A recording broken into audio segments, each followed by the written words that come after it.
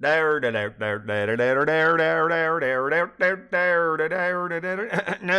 no, that's wrong. Dixie Diamonds 125. Metz, Isabella Falls, Dixie 711. With Saint-Remy in the lead, she, Cochon, Rosier, and Joey made their way from the interrogation cell to an elevator where she inserted a key that, after a score of seconds had passed, opened the elevator door.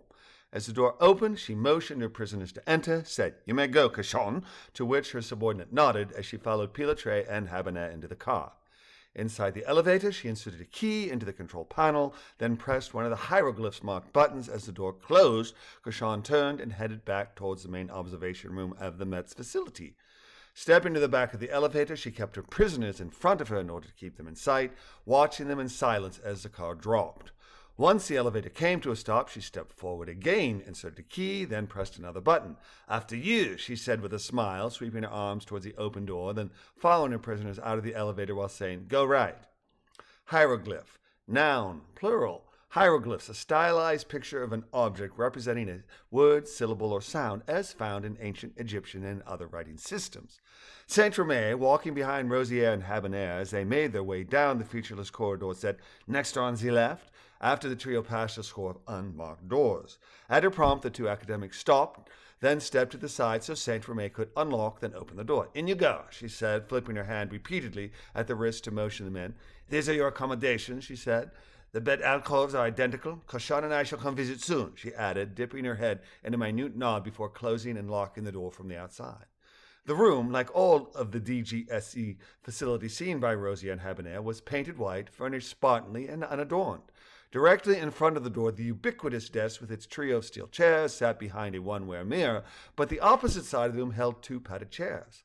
A closed door sat between the two chairs on the room's far side, while the walls on either side featured accordion-style vinyl sliding doors. Spartan, adjective, marked by simplicity, frugality, or avoidance of luxury and comfort. Ubiquitous, adjective, present, appearing and found everywhere. "No place like home, eh?" Pilotre said under his breath. "I'm so sorry for this, Joey," he whispered, shaking his head in dismay. "I had no idea." "Of course you did not," Joey replied, nodding her head and briefly taking his hand. "What do you think?" she asked spiritedly. "The door ahead leads to a lavatory fit for an emperor, and the two sliders house luxurious bedroom suites," punctuating her joke with a wink. "And no doubt with a gourmet kitchen," Pilet replied, returning her smile and nodding as he walked to the door on the far side of the room and opened it.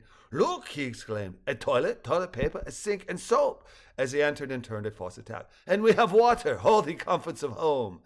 "Joey," Balloony telepath, "I'm about to establish an observation-only link with Brentsy.